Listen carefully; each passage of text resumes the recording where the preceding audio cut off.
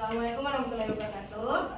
Perkenalkan, di sini kita dari kelompok 4 ingin mempresentasikan tentang mengintegrasikan iman, Islam, ihsan dalam membentuk ihsan kamil. Saya sendiri Maulidina. Saya Nini Putri. Saya Aulia Zuralisa. Saya Risha Fafira. Dan saya Alwa Finalana sebagai moderator. Yang pertama ini ada membangun karakteristik insan kamil dan metode pencapaiannya. Membangun karakteristik insan kamil dan metode pencapaiannya. Ulama Sufi antara lain Imam Ghazali 1989 menjelaskan 7 macam nafsu sekaligus 7 tangga sebagai proses taraki atau menaik manusia menuju Tuhan. Insan kamil adalah manusia yang sudah menanggalkan karakter kemanusiaan yang rendah dan telah mencapai tangga nafsu tertinggi.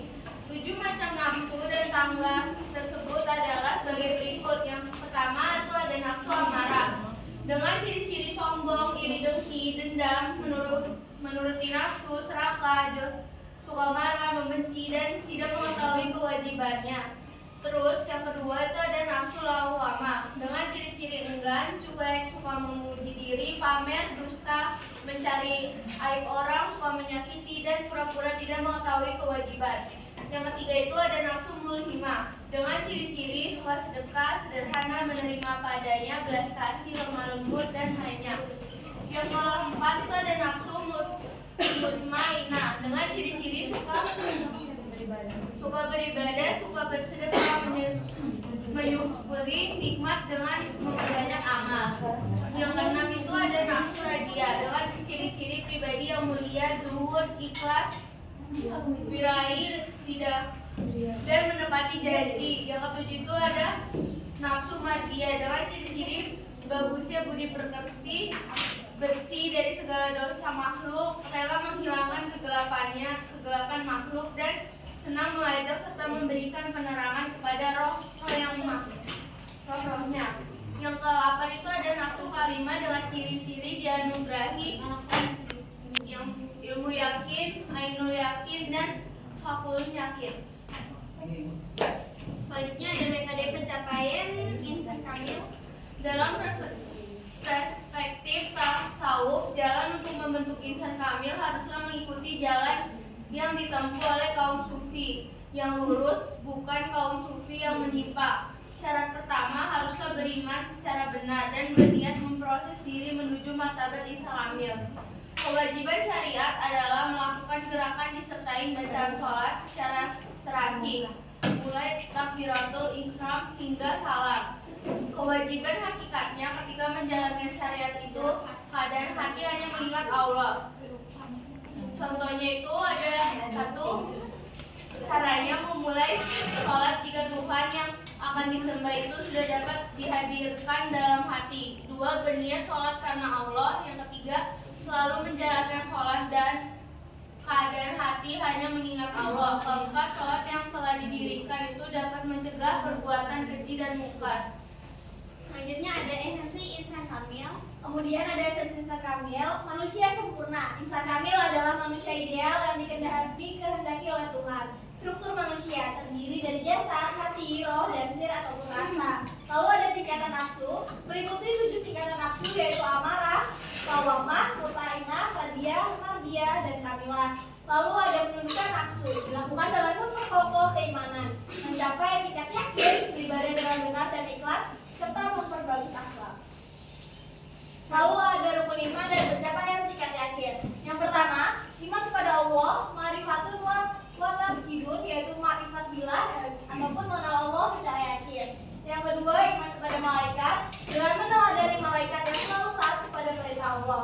Lalu yang ketiga ada iman kepada kitab, menjadikan Al-Quran sebagai pedoman hidup. 4, iman kepada Rasul, menjadikan Rasul sebagai ahli zikir dan teladan. Lalu yang kelima ada iman kepada hari akhir, yaitu meyakini hari akhir dan mempersiapkan kehidupan akhirat sejak sekarang. Dan yang terakhir iman kepada qada dan qadar, yaitu menerima takdir dengan bersyukur dan berhati-hati agar tidak menyalahgunakan kemudahan hidup. Selanjutnya ada makna spiritual rukun Islam. Makna spiritual rukun Islam itu setiap rukun Islam bukan berarti ritual, melainkan mengandung makna spiritual yang mengantarkan manusia kepada marifat bila pengenalan sejati kepada Allah. 1. Syahadat, menyaksikan keesaan Allah dan mengakui kenabian Muhammad sebagai teladan hidup. Sholat, sarana untuk senantiasa mengingatkan Allah, zikrullah, sehingga terhindar dari perbuatan jahat dan dosa. Sedekah, kesadaran bahwa semua rezeki berasal dari Allah, tumbuh rasa empati sosial, dan hilang sifat zikir. Puasa, melatih diri untuk mencapai ketakwaan dengan cara menahan hawa nafsu dan beriman kepada hari akhir. Haji, simbol perjalanan spiritual menuju Allah, membersihkan hati dari tabir rintangan sehingga seseorang dapat menyaksikan hakikatnya. Selanjutnya ada ritual raja. Ritual raja merupakan lambang pembersihan diri dari sifat-sifat ego dan sombong sehingga setan suara hati tidak lagi menggoda. Tahapan pemurnian diri makai untuk mencapai derajat insan kamil, manusia sempurna, seorang hamba harus melalui tahapan-tahapan spiritual makam yang merupakan karakter-karakter inti spiritualitas, yaitu 1. Taubat, kembali kepada Allah. 2. Wara, menjauhi hal yang dilarang dan syubhat. 3. Syubhat. 3. Zuhud, tidak mencintai dunia. 4. Fakir, merasa hanya butuh kepada Allah. 5. Sabar, tetap sabar dalam menghadapi cobaan dan ketaatan. 6. Tawakal, ketergantungan total kepada Allah. Ini adalah latihan spiritual yang dilakukan secara terus-menerus untuk memperkuat hawa nafsu yang menimbulkan kemudian hati. Lalu ada tujuan akhir, tujuan semua ibadah dan perjalanan maka berangkat pada yang paling bilang, yakni mengenal Tuhan secara hakiki melalui penyucian, penyerahan diri secara total dan kesadaran spiritual yang mendalam. Lalu ada manapaki jalan menuju insan kamil.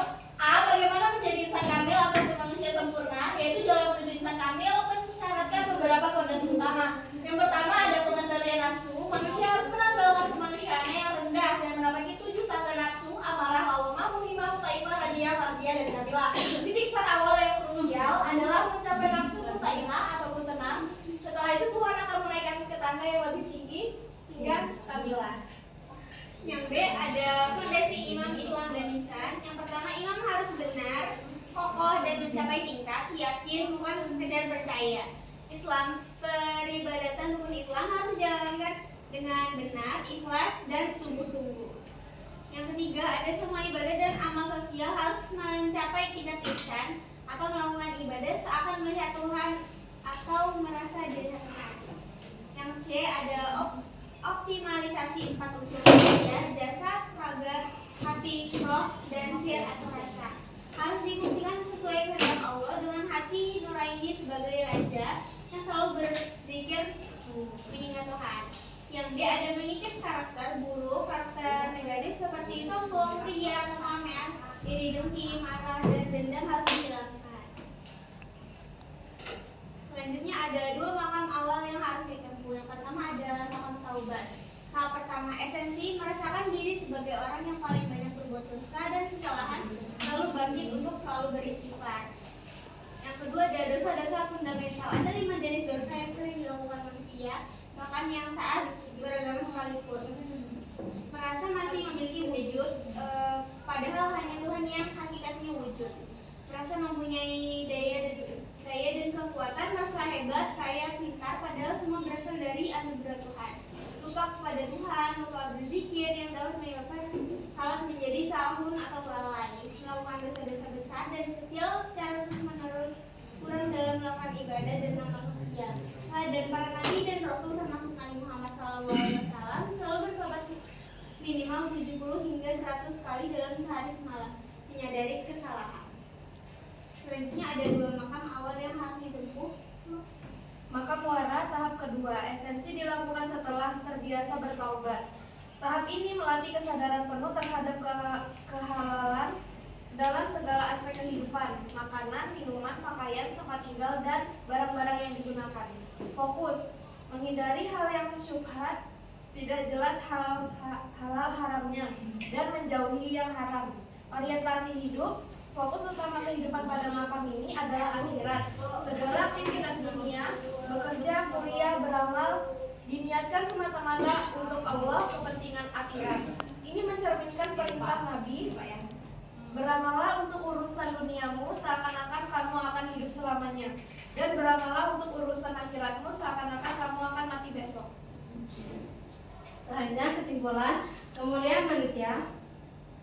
Manusia dimuliakan oleh Allah dengan kelebihan dibandingkan makhluk lain.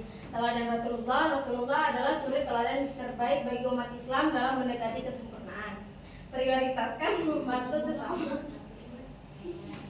Menolong saudara yang membutuhkan lebih utama daripada beriktikaf sebelum di masjid. Refleksi diri dan kenali diri sebagai manusia yang tidak sempurna namun beriman, muslim dan muhsin. Analisis faktor-faktor yang menghambat dan menunjang dalam mencapai kesempurnaan.